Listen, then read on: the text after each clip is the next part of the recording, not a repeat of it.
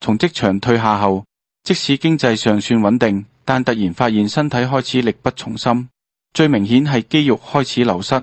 我一位朋友，佢退休前每日跑步5公里，但退休之後漸漸減到4公里、3公里、2公里。理由係力不從心。點解肌肉製造能量嘅機制走下坡？因為肌肉漸漸流失線粒體 mitochondria。點樣可以增加線粒體？做運動到身水身汗，但好疲倦，做唔到劇烈運動。呢個便服健康食品，增加 AMP 激酶，增加肌肉。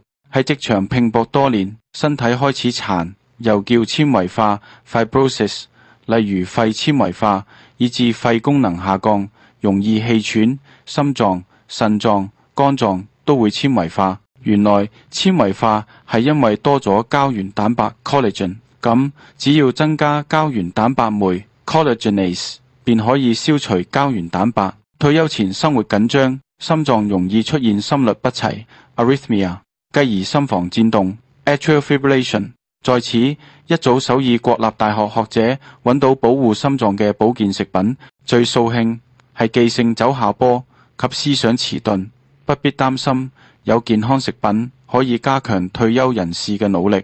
退休後，生命進入一個新嘅樂章。配方3正好修補身體之餘，好好享受休閒。